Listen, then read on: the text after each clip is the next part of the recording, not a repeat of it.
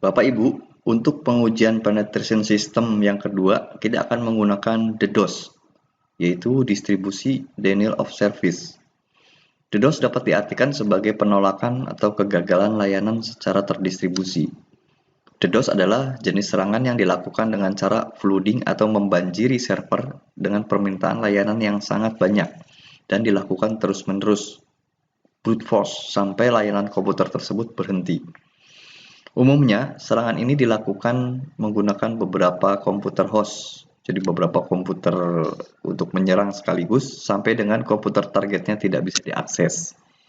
Biasanya, para hacker menggunakan Trojan untuk meremote komputer-komputer lain agar mengarahkannya pada sebuah titik serangan, yaitu pada server yang ditargetkan. Untuk uji cobanya kali ini kita akan menggunakan Kali Linux tanpa menggunakan Trojan untuk melakukan DDoS attack ini. Konsepnya adalah kita akan melakukan request atau request flooding yang merupakan teknik yang digunakan dengan membanjiri jaringan dengan permintaan yang banyak. Akibatnya, karena melayani permintaan banyak, tidak dapat melakukan pengguna lain tidak dapat dilayani.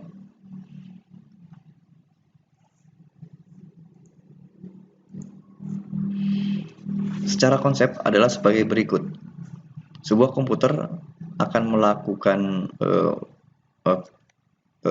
koneksi terhadap komputer lain menggunakan SYN request, yaitu permintaan SYN ya, SYN, di mana akan melakukan namanya adalah three-way handshake atau berjabat tangan sebanyak 3 kali ya.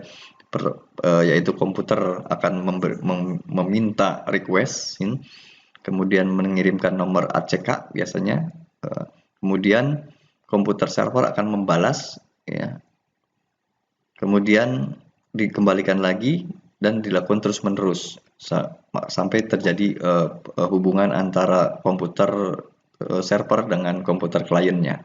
Nah, untuk konsep ini, Kali Linux akan membuat beberapa komputer sekaligus kemudian akan mengirimkan SYN request kepada server dan server akan menanggapi dengan mengirimkan SYN balasannya.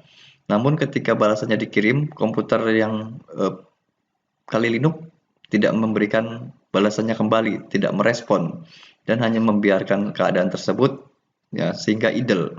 Namun, komputer tersebut di Kali Linux akan mengirimkan permintaan yang kedua dengan komputer yang lain meminta permintaan kedua, dan seperti biasa server akan membalas SYN request tersebut, namun tidak ada balasan kembali tapi dibiarkan idle.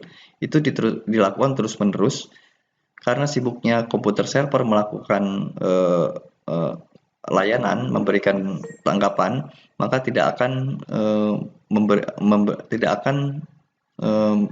mengakibatkan komputer lain yang meminta layanan tidak terlayani sehingga overload ya. Jadi serangan ini mengeksploitasi TCP dengan cara mengirimkan paket SYN dengan spoof alamat IP ke dalam jumlah yang besar. Setiap koneksi yang masuk akan ditanggapi oleh server yang menunggu proses koneksi berjalan, namun tidak pernah terjadi. Hal ini akan mengakibatkan prosesnya yang terus-menerus berjalan pada server dapat menyebabkan overload. Jadi seperti itu konsepnya. Kita akan mencobanya dengan Kali Linux.